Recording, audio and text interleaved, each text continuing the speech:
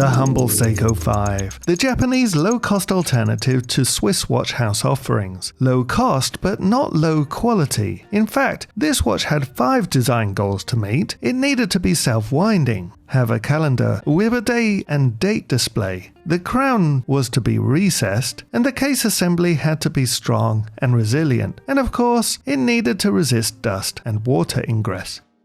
Now, the Seiko 5 was born in the early 1960s and was designed with Seiko's magic lever technology, which is an incredibly efficient means for the watch to self-wind. In fact, even today you'll be hard-pressed to find an alternative with an equal if not more reliable self-winding mechanism. And because of this, and its low cost to the consumer, the Seiko 5 has stood the test of time and models are still being manufactured and sold even today. Take this one here. It's an early 1970s model, and I'd suspect that it's been taken apart and serviced, well, maybe once or twice in its whole lifetime. And that's not to say it hasn't been used. It's been well used, it's battered and bruised. But until recently, I'm told that it ran reasonably well. Now you might say that it would be better to thank this watch for its service and commit it to the great watch in the sky, but that viewpoint doesn't take into account sentimental value. Some watches have more than financial worth. I've been asked to get this watch working and clean it up a bit without spending any money on it. So let's see what life we can squeeze out of a decades-old Seiko 5 which has no business being alive, but we're going to attempt to revive this movement without spending any money on it. What's the best performance we can achieve? Well,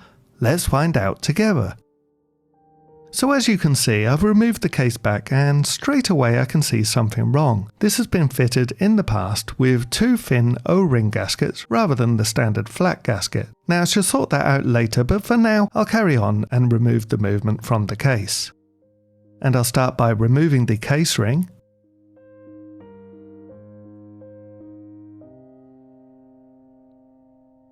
And this has a spring clip. The back presses down on this when it's tightened, and this negates the need for securing the movement with case screws.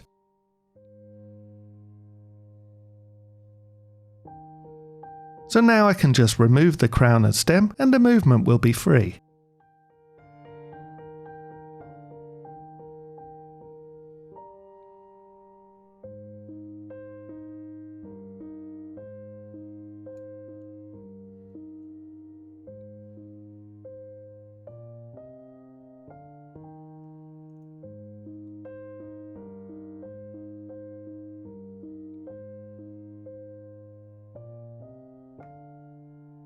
Now I can temporarily refit the crown and I'll remove the dial and hands.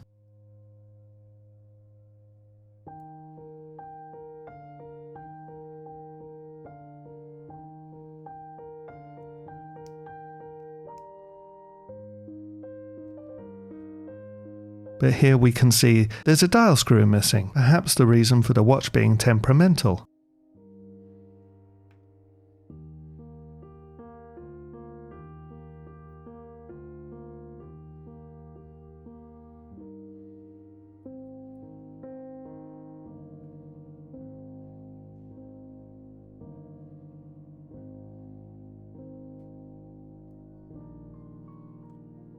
Luckily the plastic dial spacer is intact. These have a habit of disintegrating.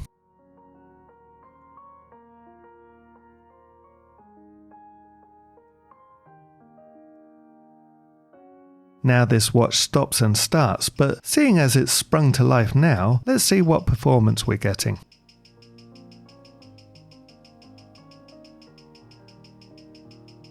It's obviously gaining, and it's quite out of beat, but the amplitude seems, well, fairly typical for these movements. We have something to work with here at least.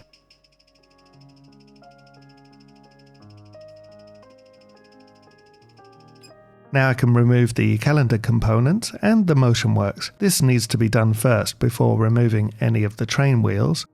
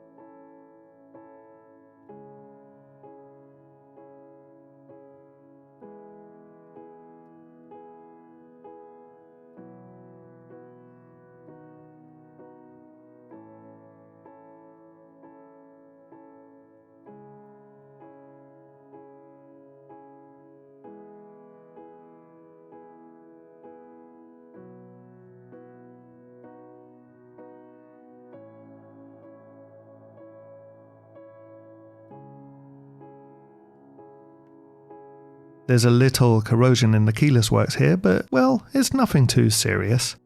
So now I can remove the oscillating weight and the automatic assembly.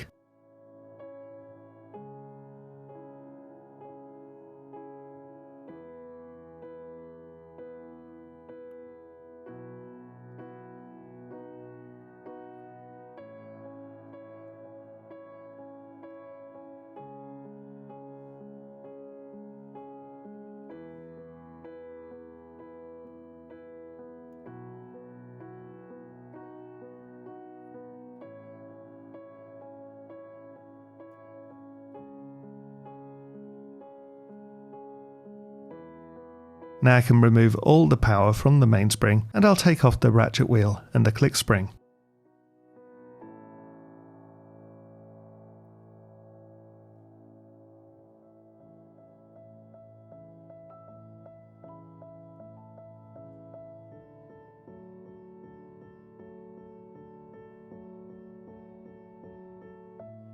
And with that done, it's now safe to remove the balance assembly and the pallets.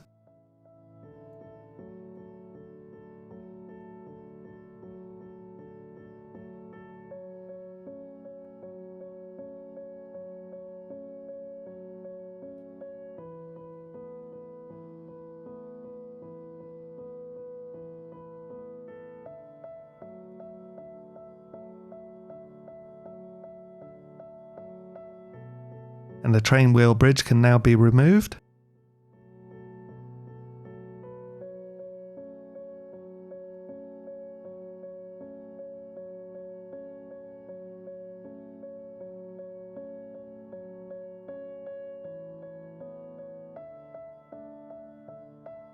And of course, this exposes the barrel and the train of wheels.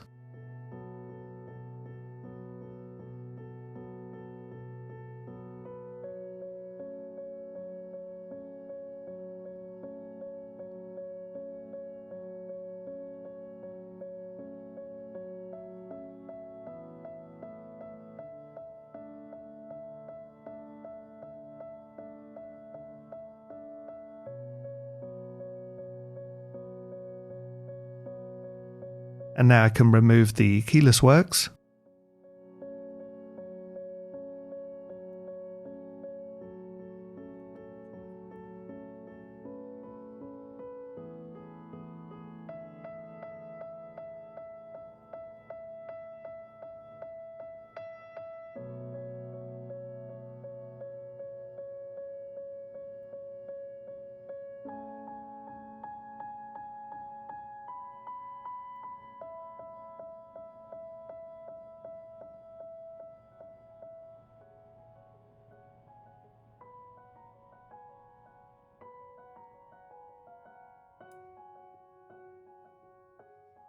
And finally, I can remove the components from the automatic assembly.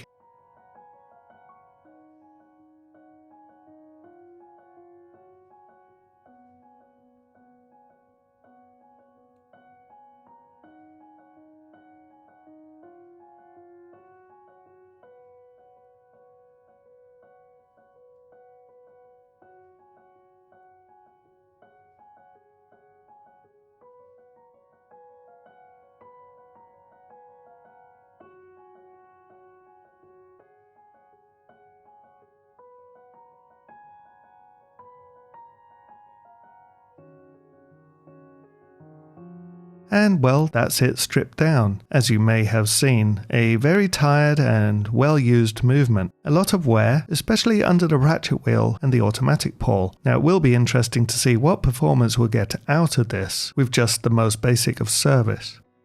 Now I need to clean the parts. Now I do this off camera because it's just 30 minutes of a basket spinning around in jars of cleaning fluids. I've made a detailed video already on this subject, you can find it on the channel.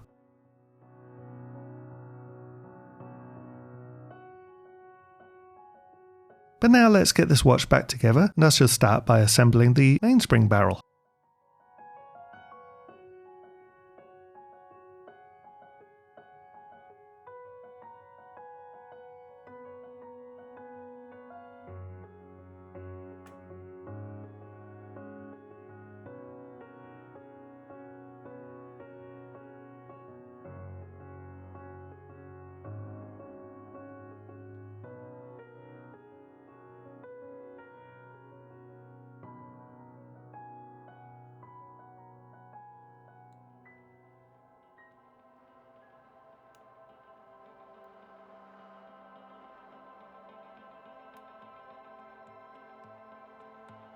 Now when I clean the parts, I personally like to do it with the end stones in situ. This is so that they don't get mixed up. I take them out after and I clean them manually before lubrication.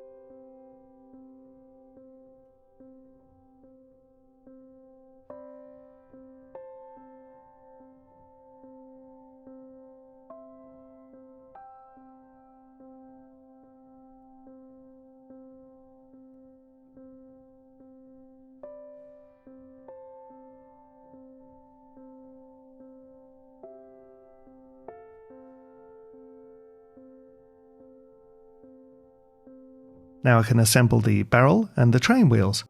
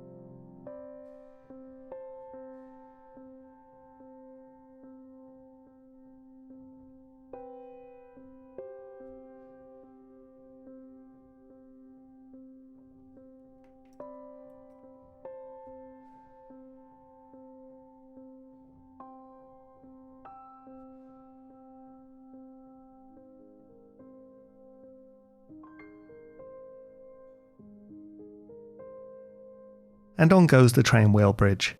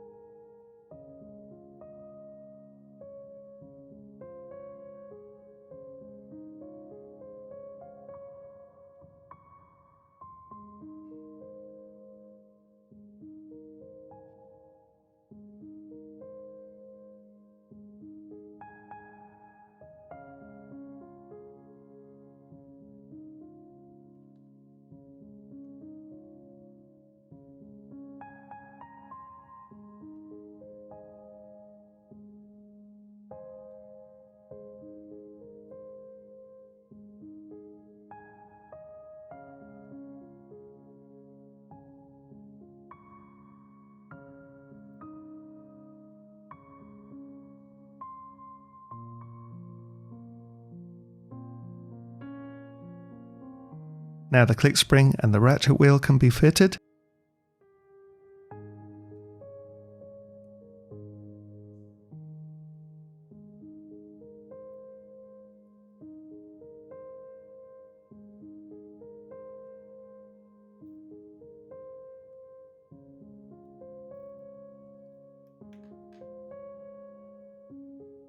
Flipping the movement over, I can install the keyless and the motion works.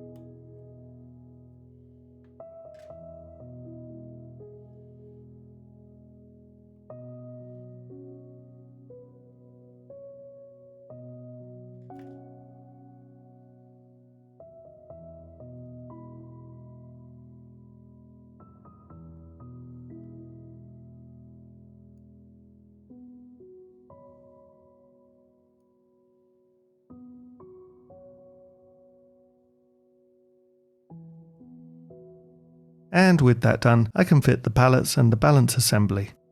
Now, I've been asked several times before, and yes, I do treat the escape wheel and the pallets with epilame before assembly and lubrication.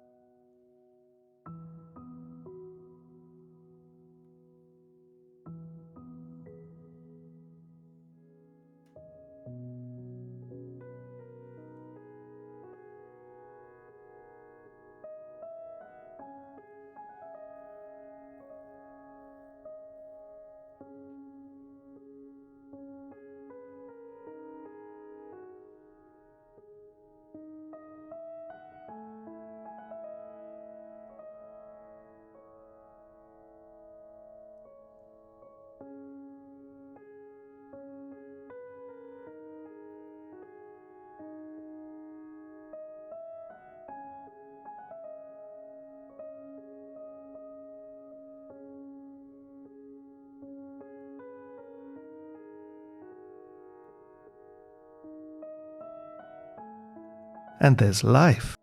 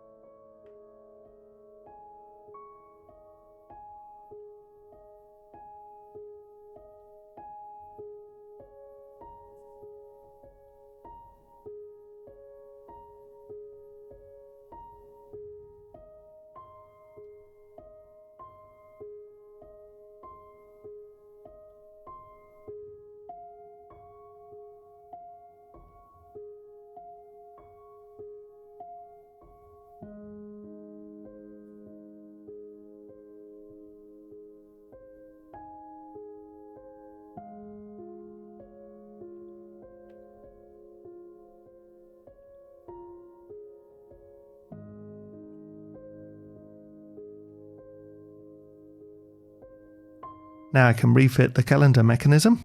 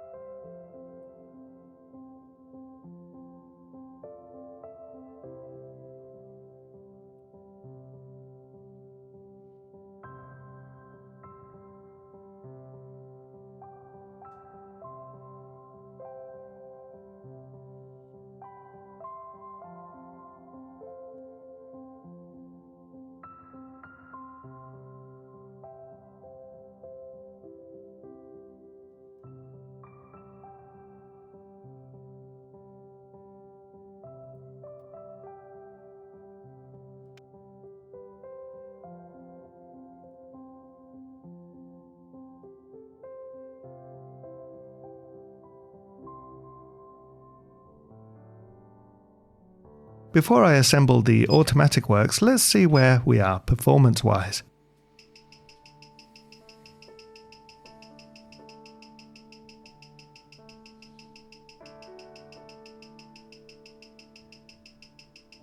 And after a bit of tweaking, well, it's looking a lot better.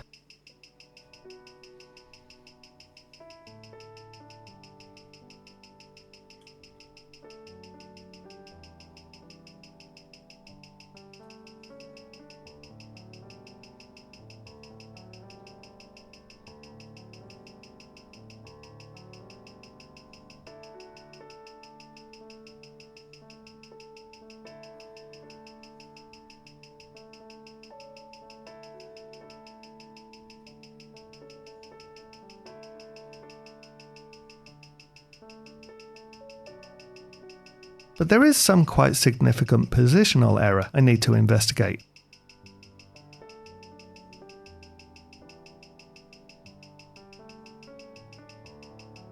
And I've found what looks like to be the culprit. There's what looks like a small divot in the outer rim of the balance wheel. Actually, my first thought was that it may have been some kind of hard ingrained dirt, but it was actually a lifted piece of metal from the wheel. This being roughly a 1/10 of a millimeter in size has made quite an impact on the performance. Well, that's my theory. Let's put it to the test. I've smoothed it over as best I can, and now let's take a look at the difference.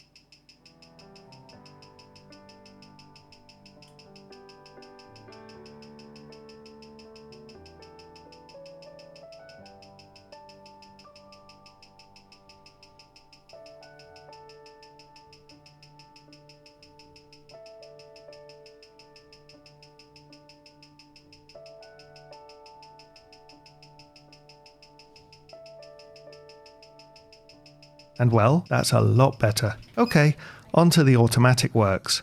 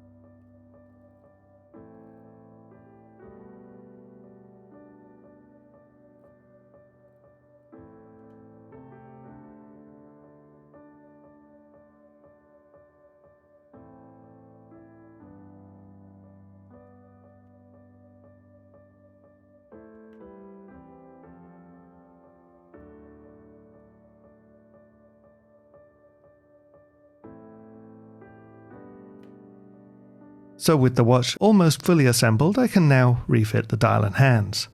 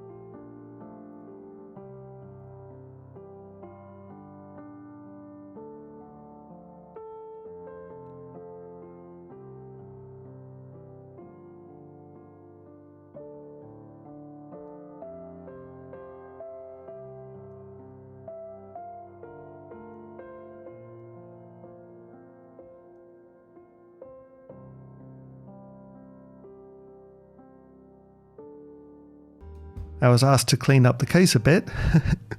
I will be the first to admit that my case refinishing skills are abysmal, but there you go. I know this will trigger some of you. If I'm to be honest, I'm not really sure how much life this watch has left. I mean, there is a lot of wear, but I'm seriously impressed that it's still chugging away with just a small amount of TLC, and this after decades of leaving dogs to lie. Is it a perfect restoration? Absolutely not, but there is no rest for this old workhorse yet, and that's a testament to the sheer determination these Seiko 5 movements display. Well, thanks for watching. My name is Mark, and if you're not already subscribed, then click the button below. It's free, and if you click the bell icon, you'll be notified when I upload new videos. And thank you to all my patrons who've helped to make this content possible. But that's it for now. I'll see you in the next one. Bye bye.